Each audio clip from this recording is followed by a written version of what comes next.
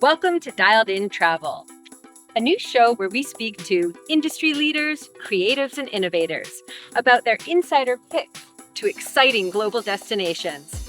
Hi, I'm Taryn Ross, founder of Urban Junkies, the award-winning lifestyle and travel newsletter and digital platform.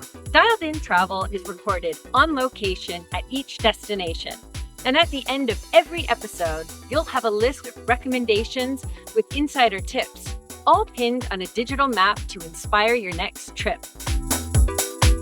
Today, for our first ever show, we have a very special guest. Maya Boyd is a true Ibiza lover.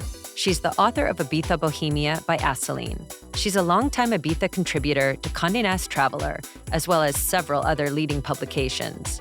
She's the creative behind the Casa Gaia brand, which has a selection of products with hand-drawn Ibiza scenes. She's been hosting Ibiza Insights talks for years. She's recently launched the Ibiza Culture Club, a club that celebrates those who have made Ibiza what it is today. And last but not least, she's also a very good friend of mine. We seem to view the island through a similar lens. Team plastic chair over bling every day. In our chat, she'll be telling us about everything from her early Ibiza days working at Pacha to the top 3 openings she's excited about this year, as well as things you can do to support locals and further island recommendations. So come with me over to the White Isle and let's get dialed in. Maya, I'm so happy you're here with me today. Welcome to Dialed In Travel.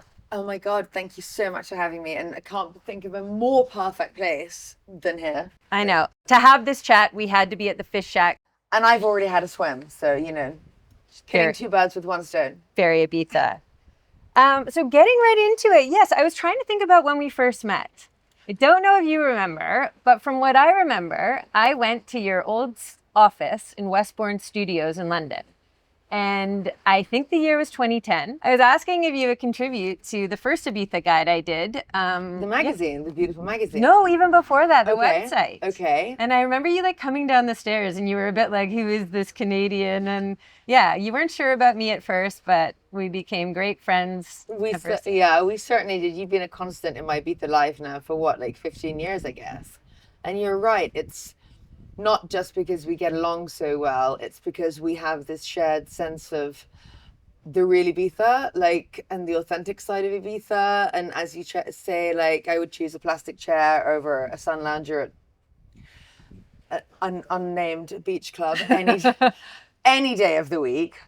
And I think that's what's always, connected us, right? It's so true. I think we both just realized we got it. Yeah, we got it. Now, there are so many stories we could talk about here to set the stage with your ties to Ibiza. Yeah. Waitressing for the Anadon family, Cafe Mambo. I wasn't a waitress. Okay, what were you? I was a flyer girl.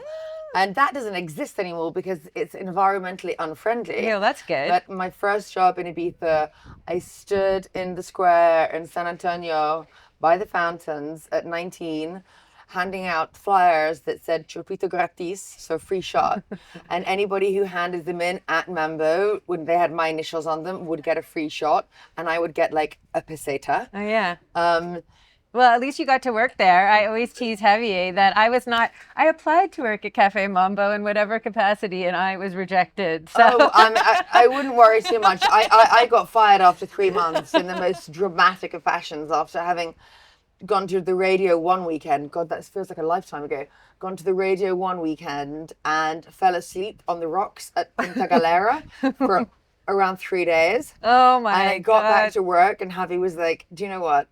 One day, kind of okay. He's like, 3 days? That's hilarious. But, he's remained my sort of Ibiza godfather, and his son Christian and I were born on the same day. And that family have been a long-term part of my life. Yet I think actually working with Eric Morillo was one of the sort of most formative experiences of my life in terms of that I've been coming to Ibiza since I was a kid. My dad was a hippie here in the 60s and 70s. I'd been coming here for summers and whatnot. And of course, my first job was working for Cafe Mambo.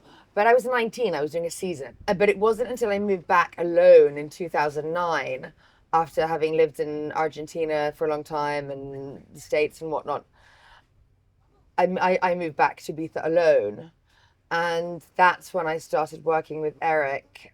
And that really sort of began to shape what I guess you would call my Ibiza identity now, because I was an adult by then. I was 25, and listen, they were the glory days of house music. Like, it's funny. I was speaking to somebody last night, and he was like, "Did you used to carry his record boxes?" And I was like, "I did."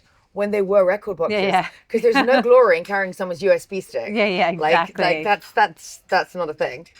And I did the door at Pacha. I did the guest list, and I still think now, like, I've had an amazing career trajectory, but I've still never felt as cool as walking up to that door at Pacha with my clipboard and my little dress and my high heels. Oh my God. Just thinking power like, move. power move, but also like completely too nice to work a guest list because I just Yeah. let absolutely everyone in. So I didn't want to ruin anybody's night. Yeah. So yeah. Oh my God, I forgot you did that too. Carrying on with your list, editing many years of the brilliant Pacha magazine, I did. and most recently the editorial director of L'Officiel. Yeah. Pacha magazine was a great one for me because, and I have Ben Turner really and Jordis Fogelberg to thank for this, because Ben wanted to step down as editor, and they recommended me, and I stepped up, and it was amazing. And to be given that kind of an opportunity at such a young age, like, you'd never get an editorship in London at 26 years old. Yeah. Yeah. And they just trusted me, and certainly Jordis, actually, who's the author of the My Ibiza guides, she's been really like important in most of the jobs I've ever had in Ibiza. When you have someone who just sort of trusts in you and champions you. It's the right thing to say. Yeah. I know those magazines. I mean, I still have them. I still have them. Most people do. Collector's items. Love them. Bring it back. I love them. And you know what? The magazine worked for so many years until it tried to start being celebrity focused. And it's like, you can't compete with magazines in, London. And that's never what it was about. Stick to your niche. Yeah. Like, have bad photography of like wasted Ibiza people in nightclubs. That's what people want to see, because they want to flick through and see if they're in it. Like, they don't want Leonardo DiCaprio on the cover. I can see him on the cover of any magazine in the world. So yeah, that was a really good time. And we had a little office in Delt Villa, and it just felt, it was special. So that's some of your work history. But starting way back at the beginning, as I know you've been coming here for even longer than me, how did your love for Ibiza start? I know you just said your dad. You've been coming here forever. But yeah, how did your actual love for Ibiza start? I think, like, my dad lived here, but he left in 1971. I wasn't born till 81, so I certainly didn't grow up here. But I started coming here in my very early teens on holiday with my sister. I didn't really know what my parents were thinking. Like, I must have been like 14, going to Manumission for the first time in a little blue sequin dress that I'd made myself with a matching scrunchie. Oh my God, amazing. Still got a photo. My boyfriend in an Adidas tracksuit with the curtains and the Embassy king size. I mean, the 90s references are just like all over the place. Coming from North Yorkshire and coming from listen, I was going to clubs, I was raving when I was young, but coming from a place where there was a structure around the way you lived, and coming here and realizing that there were places in the world where, like, you can do whatever you want. Exactly. You can be whoever you want to be. Yeah. And you can almost not reinvent yourself, but there are no ideals to live up to. It's just whatever you think. And jumping to this year, can you tell us a bit more? I know you've recently just launched the Ibiza Culture Club. You've always been fascinated by the history of this island. Your Ibiza Insights talks. Tell me how the Culture Club came about. Well, the Culture Club is very much an extension of Ibiza Insights, as you said. And Ibiza Insights came about when I moved back here in 2009, and I didn't know anyone. I had my best friend George, but she was away in Thailand for the winter, and I didn't know anyone. And my way of sort of like grounding myself in a way was to get out just alone into the island and, learn stuff, whether that was driving, miles around the island, or walking down like the little valley that I lived in and finding these ancient ruins and wells. And then like I've always been curious, like history and geography have always been my things. But I think there's definitely a sense of, for me, I found my feet by finding the island. It gave me a sense of belonging when perhaps I was lonely. Interesting. And the more fascinated I became with it, the more I wanted to get involved with it. And then I found my two amazing mentors, who are Martin Davis, the incredible historian, and Emily Kaufman, who's an archivist and an author. And they had really always supported my historical endeavors when perhaps even it was a bit of a weird thing for a sort of like mid-20s English girl to be doing.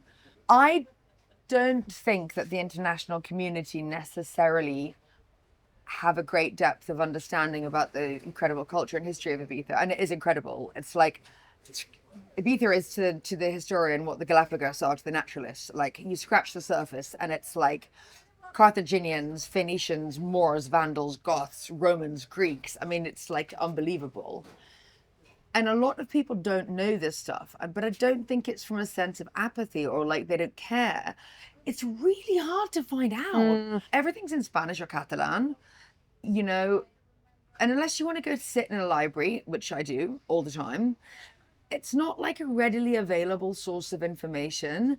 And also Ibiza has this very oral tradition where like their customs, as it were, are passed down through families and just through, you know, a sense of knowledge, but they're not really written. I mean, I'm 43, and I would say there's certainly a generation of Ibizencos of my kind of age who like maybe are a little bit less interested in that, because of course everyone needs to make a living, and you know, hanging out with your grandparents, learning about, you know, ancient courtship rituals, like is that going to be your priority?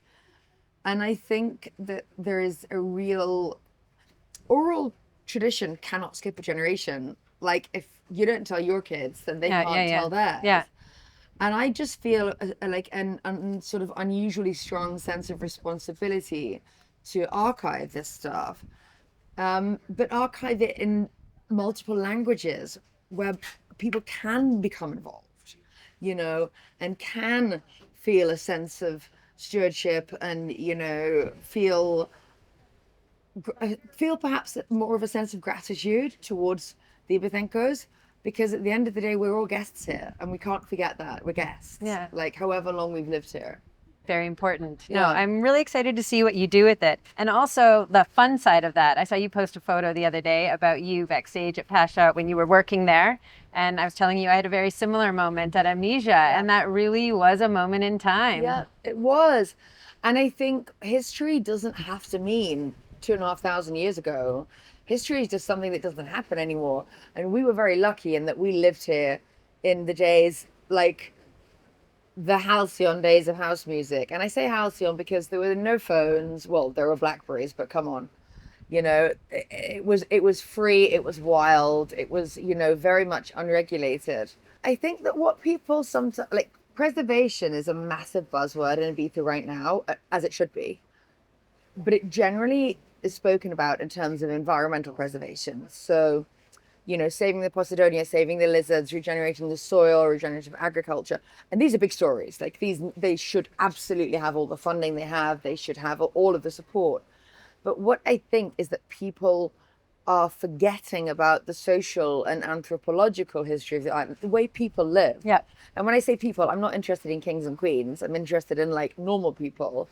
And that includes 20 years ago in Pacha. Mm-hmm. You know, that includes those like crazy, you know, space terror. Space terrors, Balearic times, you know, like the birth of Balearic beat. It pisses me off that there are a lot of people who've moved here now who have this very slightly snobby attitude, like we're only going to live in the north and we've got a lot of money and we're only going to go here and we hate the south and we hate San Antonio. I'm like, if you don't get San Antonio, you're not really getting any of it. Because I've always said that the magic of Ibiza exists in the friction between the north and the south. Yeah, it's true. One couldn't exist without the other, right? It's true. And I will always have the most amazing soft spot for the south, for San Antonio. I wouldn't want to live there now, but it's history. It's history. Yeah. Now, moving on to your Ibiza guide. As very, very few know this island like you, like literally no one, we're so excited to get your recommendations. So first of all, let's start with 2025. As Ibiza is seasonal, as you know, what are the three stories you're excited about this season for openings? Ooh, that's an interesting question. I mean, I think obviously, Had to pick three. as we all know, Universe is going to be the big opening story. I will definitely go, and I love those guys, and I think I think it's going to be really interesting. I think Teatro Pereira has got some Ah, really nice things going on. They've got Babel from New York doing a new night there, which is all about disco and sort of freedom and like the antithesis of a super club, that kind of vibe. I think that's really nice. My real hand on heart favorite, and it didn't open this year, it opened last year, but is the Gathering Gallery in San Miguel, oh my and God, I haven't been. and the restaurant attached to it, Mira, which Okay. for me is the absolute. It's like the Ibiza of 100 years ago in terms of it's reconnected contemporary art, socializing, music, food, wine. Take me there now. I will, What? but in a secret courtyard, only access What? through an art gallery. And it's the kind of place where like I can just rock up on my own. And it's like people are sitting around tables talking about art and poetry and philosophy. And, there's someone playing salsa and like everyone's dancing. And it's like this like wild sort of sexy vibe. Okay. And the guy, it's owned by Alex Flick, who's a very famous gallerist. He has Soho and Cologne and whatnot. But the guy who runs it, Sigfrido Scoticcio, he's from Argentina. He's amazing.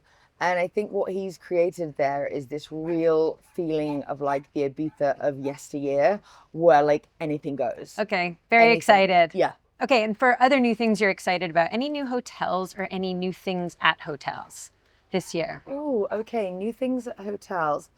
I'm really excited that the Alma Festival from Six Senses is moving or expanding into Crans Montana, where I'm going next week with them. That's really nice. But I guess the hotels that I'm most excited about are the really little off the radar ones, like Can Quince and Balafia, Candomo, whose food is amazing. Agua Madera, I think, have done a really, really good job. Any new restaurants you're excited about too this year? Yes, the two restaurants I'm most excited about are Amalurino Bistro, which is the little sister restaurant to Amalur. Same place? No, really near my house Ooh. in San Lorenzo, and that's going to be an Italian wine bar, sort of pizza, small plates, but again with this sort of like courtyard, drop in and have a drink and a bite, that kind of vibe. Sounds good. And it's beautiful. If I've had a look around, it's amazing. And Can Alimentación yes. in Santa Gertrudis is just like, it's faultless. Seems to be the spot right now as well. I literally go there every day because it's opposite the playground.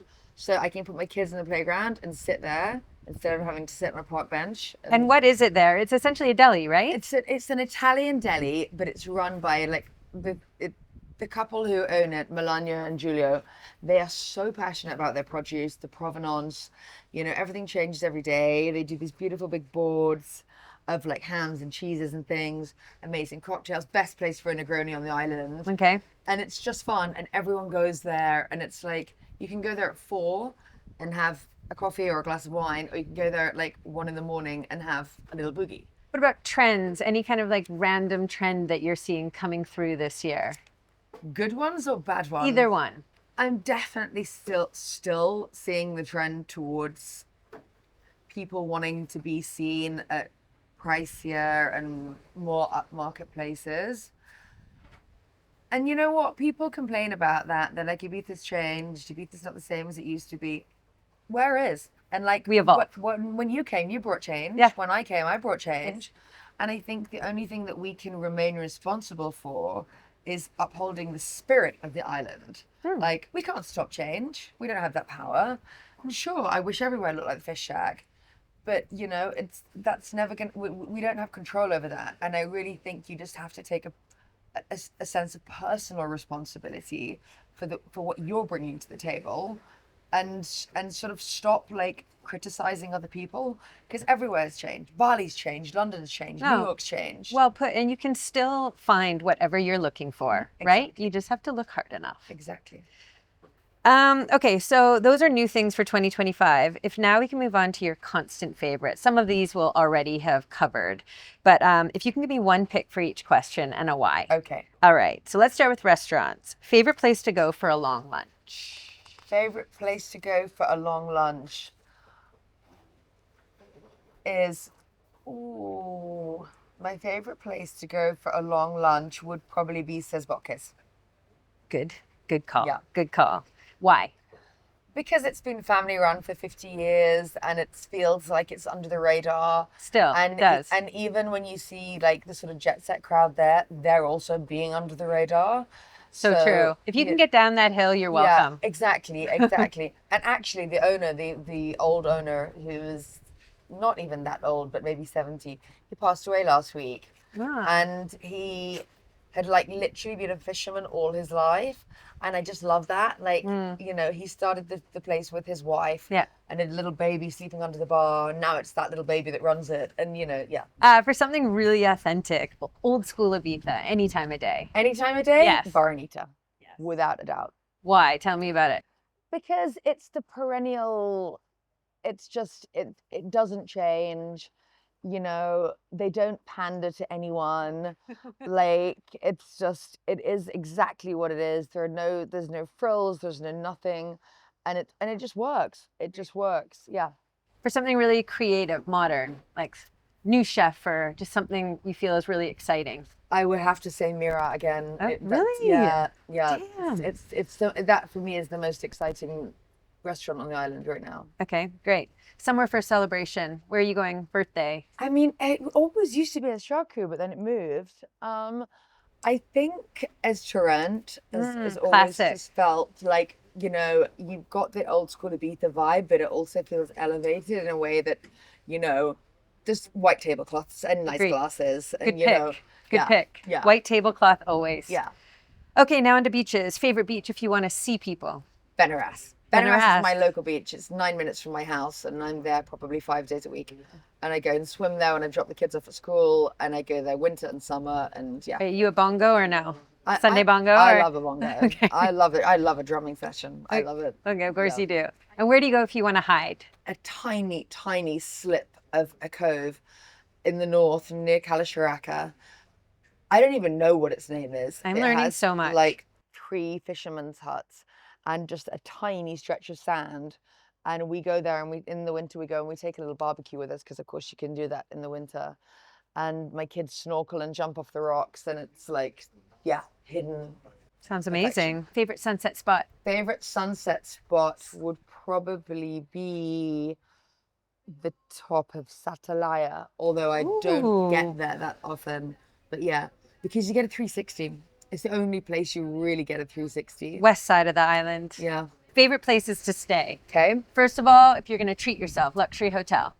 If I'm going to treat myself in a luxury hotel, if I'm without my children, I still think that the Six Senses has a level of escapism that you kind of don't find anywhere else, but not with my kids. If I was with my kids, Nobu Hotel in Talamanca is amazing, because they make you feel like they just whisk your kids away from you. And it's, you know, they know all my children by name. They're, you know, they couldn't be nicer. What's your favorite agriturismo? I would have to say Canquince in Balafia. I mean, it's quite new. I mean, it's only been around a few years, but it's, you know, it's captured that like incredibly old school vibe, and it's all like higgledy-piggledy and the tower and like, yeah. Wow. And it's, yeah, that for me. Favorite place if you want to be completely off grid? Completely off grid and like alone. Yeah. Van?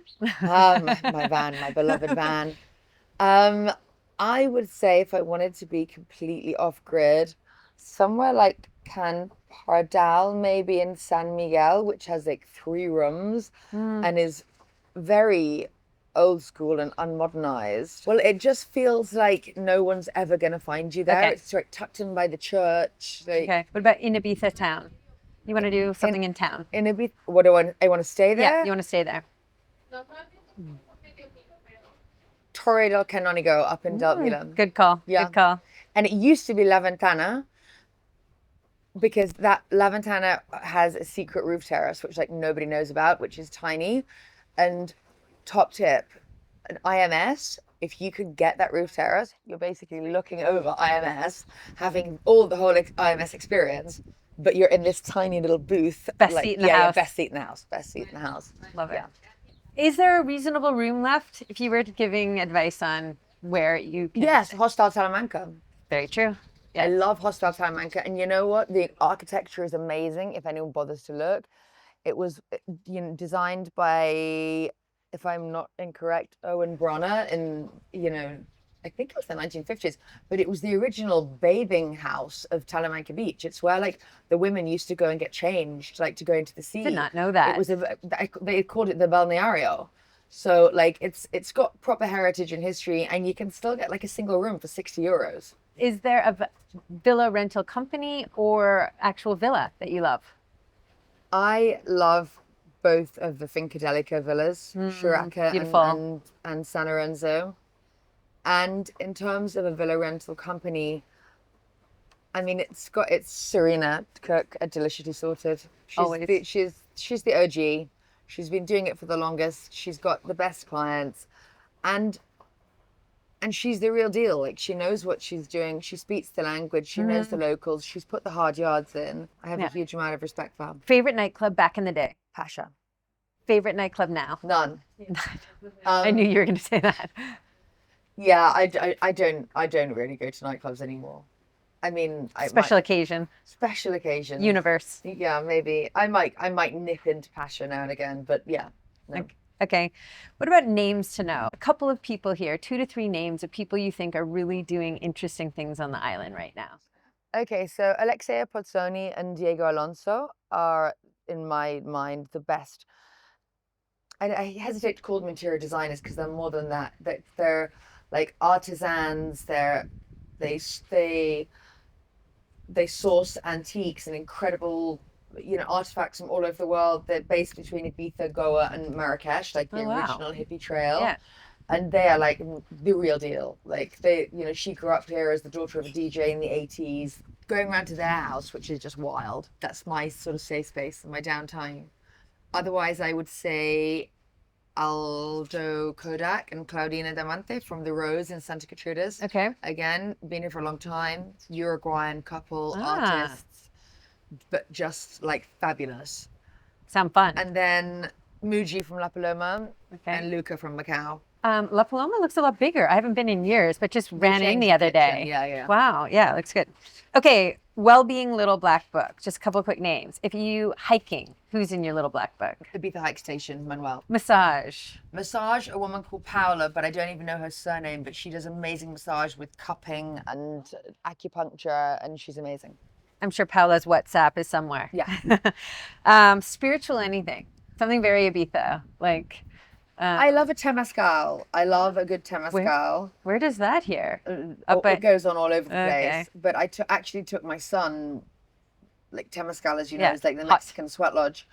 And I actually took my son for the first time about 2 months ago, and it was really special. He's only 10. And he lasted like, almost 2 hours in there. And it's pitch dark. They're scary first time. And like, 60 degrees and everyone's chanting and there's like condensation dripping from the ceiling. Yeah. I kept asking him, I was like, are you okay? Do you want to get out? And he's like, I'm fine. And I'm like, get out now. I kind of want to get out. Like, you be my excuse. But yeah. That's so cool you took him. Yeah. Okay, shopping. Bag goes missing. Where do you go? Bag goes missing. Where do I go? Agora. If budget, funds were available. If budget was no limit, Agora, 100%. Okay, and any local brands to mention? Local brands to mention, yeah. My dear friend Kalita has the most phenomenal dress brand. I love Limone, it's my friend Anna. She makes these beautiful crochet bags with like smiley faces on. Oraik for jewelry. They make sort of like pre-Columbian shamanic looking stuff. Lars von Benningsen for his LVB tinted sunglasses. Wow. And always an old Ibiza Esparto shoes. Always. Love them. I'm wearing De La Valle. Their store isn't here anymore. Sorry, De La Valle. No. I mean that. Yeah. And the girls are amazing. They're just adorable. And their store is fabulous. Their parents are fabulous. There was 25 years ago, basically. Carrying the torch. Yeah. What about markets? Do you have a favorite market and what day of the week is it? the flea market on a Saturday morning. Best thing to do. I don't really do the other markets because I find them a little bit commercial and a bit sort of like pseudo hippie-ish. So true. But the flea market for me, it's like, Yeah. I mean, it's Where is the flea market again? in the Restrio in the Hippodrome in San Jordi. San Jordi. Amazing. Okay, now onto when to visit. What's your favorite time of year in Ibiza? June or September. Okay. June or September, really? I'm a Semana Santa girl. I like Oh, April. really? Yeah. Okay, fair enough. November too, a bit of winter. Yeah. Calendar highlights. Any event that you love? Annual event in Ibiza? I think that changes, to be honest. I mean, obviously there's things like the medieval festival. No, Noche de San Juan. I love the Noche de San Juan when the fireworks going off and everybody's jumping over bonfires and it's like completely medieval and would be absolutely illegal in any other country. And it's just great, you know, people encouraging your 8-year-old to like jump over a bonfire. I mean, where does that happen? Yeah, another thing to add to the highlights, definitely can art. Oh yeah, I love it. Yeah. You know, when it first arrived, I was a little bit like, is this the right place? Is it the right thing? But I think the last 2 years, they've really integrated the local community as opposed to just being about bringing contemporary artists from around the world, you know, in like more of a sort of Zona Maco sense. They've really embraced the craft and the artisan. They've become much more part of the community. And I think that's really important. And they're off schedule. So like the things that aren't actually on the main schedule, but are happening on the periphery, like Cangarita. So Sarah Succa Torres, who curates Cangarita, she's really one to watch. Everything that goes on at Las Cicadas is amazing. And these are all like people that you know who are just doing great things. And I think that's, I think I'm really a big fan of can art now. Well, it's interesting. Yeah, I remember when it first launched. As someone who loves frieze and Art Basel, I wasn't sure what it would be like here, but it's so professional. It's so professional. And I also think it's so fun. Yeah. It's kind of something that's missing in a lot of the other art fairs. So yeah, I'm a big fan too. Okay, fill in the blanks. First time you visit Ibiza, make sure you buy my new guidebook. Yes. Coming out soon. A rookie island mistake is to wear high heels. Yes. Act like a local and be nice to people. Be polite and kind. And just remember that you may be on holiday, but they're probably working. So just be respectful. I like that one.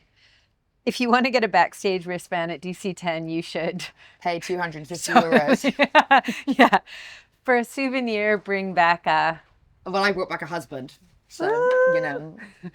Go fishing. Yeah, I can't top that one. Okay, thoughts and advice. I mean, we like to be positive here, but do you have a tourist pet peeve? A tourist pet peeve? Something that people do here that's... Yeah, water.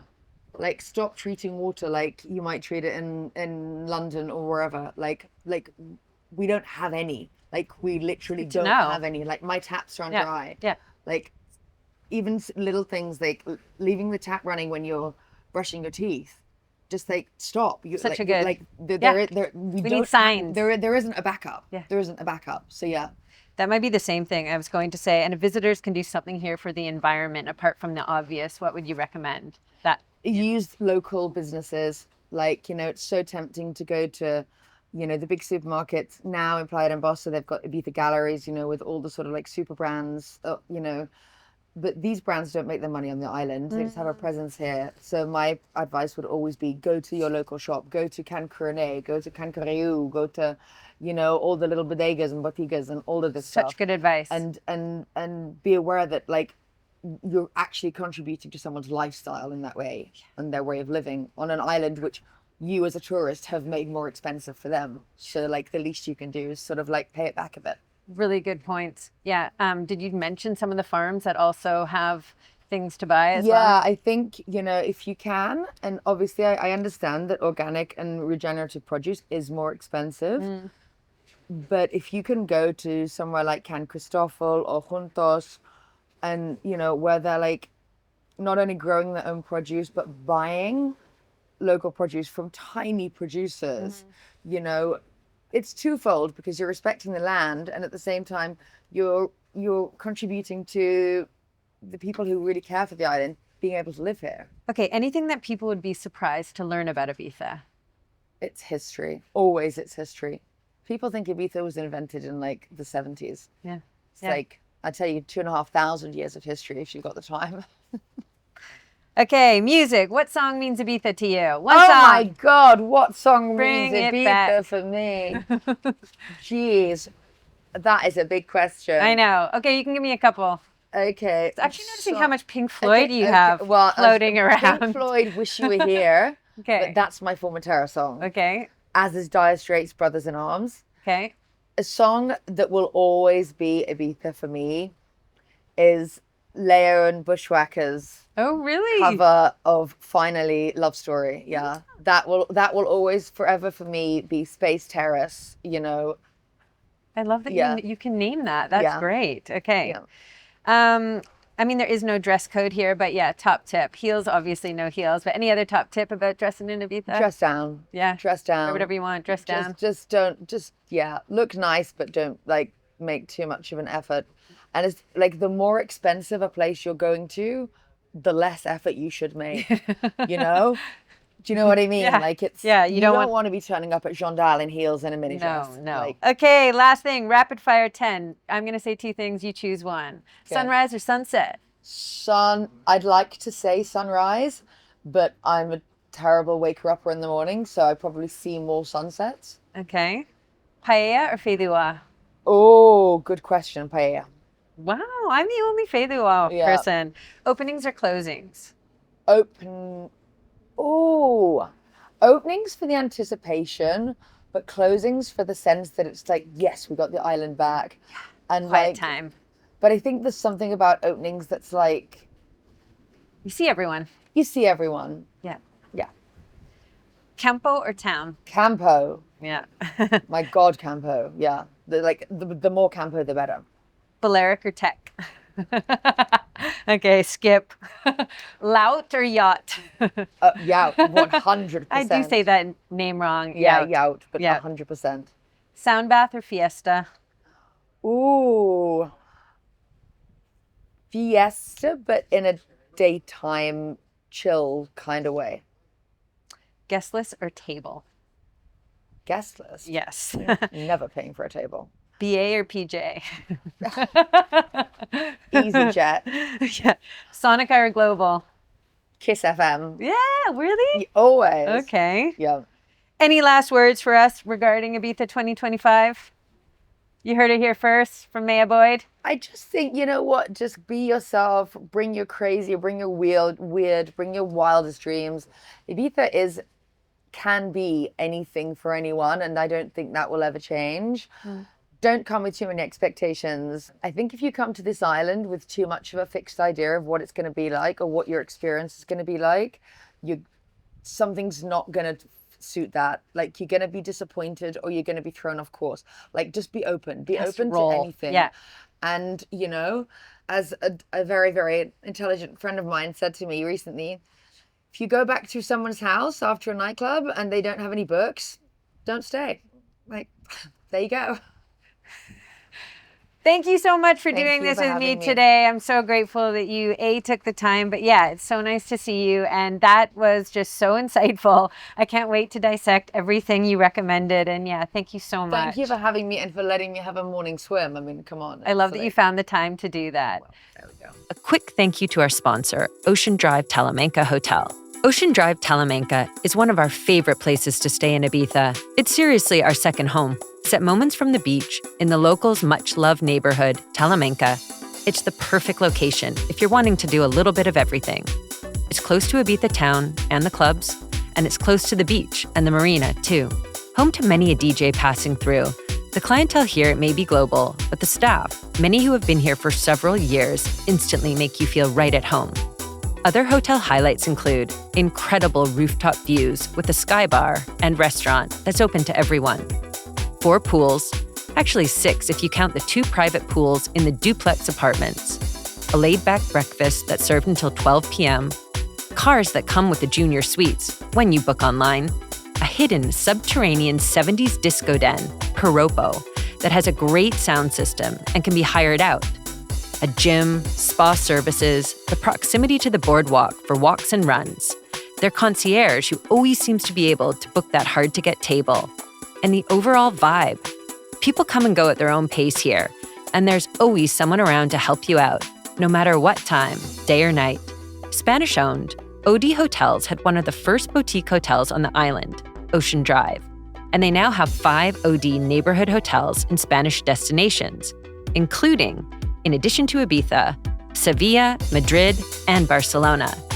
Visit od-hotels.com for more information and to book. Thank you so much for joining us today. As a reminder, follow Dialled-in.travel, both the podcast and YouTube version, and please visit urbanjunkies.com, where we keep all things dialed in, including digital maps, playlists, and links to our Instagram and free newsletter, which has further travel inspiration. And as this is our launch season, we'll be releasing 3 destinations, 1 per month this summer, with more to follow. Tune in next week, where we'll be speaking with Javier Anadon, founder of Cafe Mambo, and some of our other favorite restaurants, bars, and hotels on the island, about his Ibiza story and island picks. I'm Taryn Ross. Have fun, be safe, and speak to you next time.